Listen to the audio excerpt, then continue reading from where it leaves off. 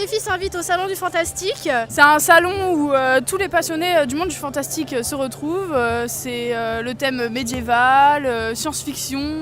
Donc le salon en réalité il est de retour ce week-end du 6 au 8 mai et pour une 5e édition pour tous les fanas que vous pouvez voir autour de nous et qu'on va vous présenter à travers de nombreuses interviews qu'on espère que vous allez kiffer. Vraiment. Voilà, donc c'est parti, on va y aller. Donc je vous invite à nous suivre et vous nous direz si ça vous a plu.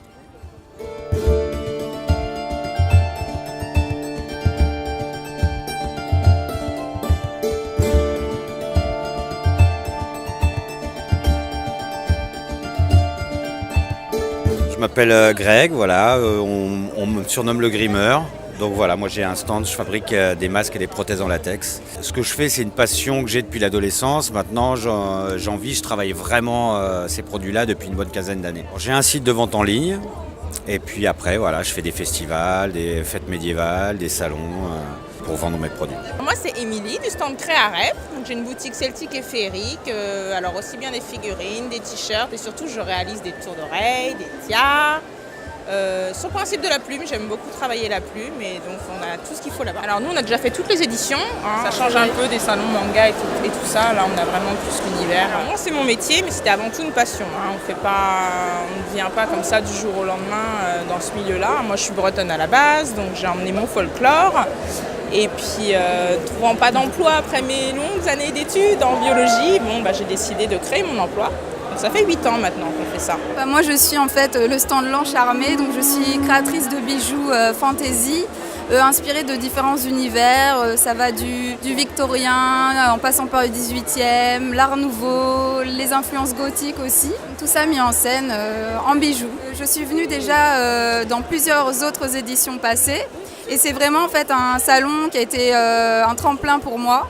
Parce que c'est là vraiment que j'ai fait mes premières expos, ma première expo et que j'ai trouvé un petit peu écho à mes bijoux en fait chez les clients qui venaient visiter ce salon. C'est vraiment mon métier, donc j'ai la chance de pouvoir en vivre, donc ça c'est une très grande satisfaction parce que c'est une passion. Et par contre je n'ai pas de boutique, j'ai vraiment mon petit espace atelier qui n'est pas ouvert au public.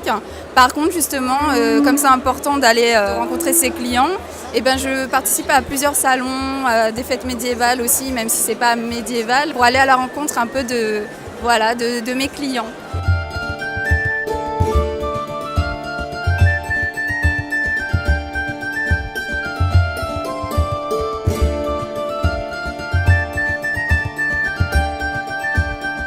Un petit mot, madame.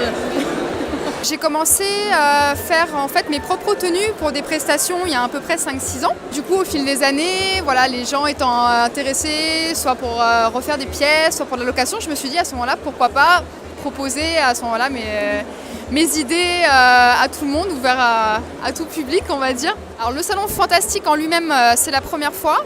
Maintenant c'est mon 4e salon, dont un marché de Noël, des conventions de tatouage, j'essaie de toucher un petit peu tous les univers, voir un petit peu ce qui pourrait me correspondre au mieux. Sur un costume complet comme ça, j'ai dû le faire en un peu moins de 2 semaines, mais à base de 18 heures par jour. Voilà, donc ça va vraiment dépendre des pièces, de la complexité, du détail. Si je passe beaucoup de temps sur, moi qui suis un peu psychorigide, sur des petits détails, de la symétrie, des choses comme ça, moi, je vais aller chercher, ce qui est très connu, donc des tissus, tout ça, donc sur Paris, au niveau des marchés Saint-Pierre, dans les grands magasins de tissus.